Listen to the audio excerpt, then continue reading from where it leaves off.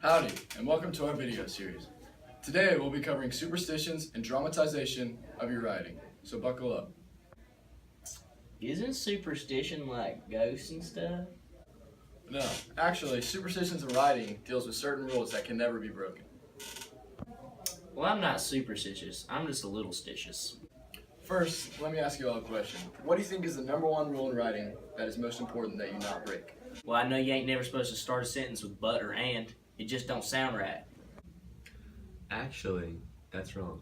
It's a common mistake to believe that you can't start a sentence with but or and. Many English teachers will teach their kids this, but if you look at any award-winning book, you'll see many examples of this.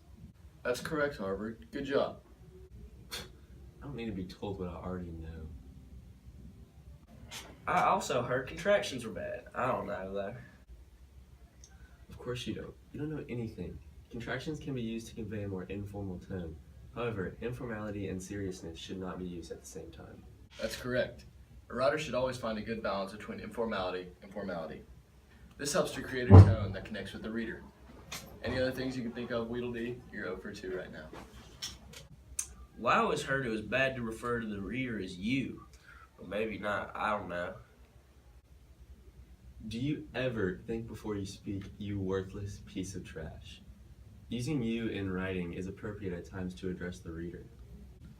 Correct again, Harvard. Similarly to the contractions rule, the writer has to find a good blend of the usage of you.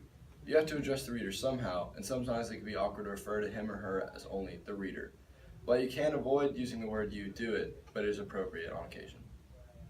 Well, I know this one isn't right. You ain't supposed to have a single sentence paragraph. I will literally douse you in kerosene and light your worthless self on fire. You are by far the dumbest person I have ever had the misfortune of associating with. One-sentence paragraphs can be used to present ideas at descending importance. It offsets the tension created by small columns and small type. Oh, okay then. Correct again, Harvard. In some cases, using one sentence to get across the idea of a paragraph is necessary. However, again, if you can't avoid this, try, but sometimes it can be beneficial. You don't have to tell me I'm right when I already know I'm right. Stop being so dramatic. That brings me to my next point, dramatizing your ideas. It's important that you make your ideas seem important so that they will stand out for readers. Just like it's important for me to make my GPA stand out to colleges, which it always has. It's important to use attractive formatting in your writing. Weedledee, can you give me an example of attractive formatting? The writing is cold? Shut up, dog.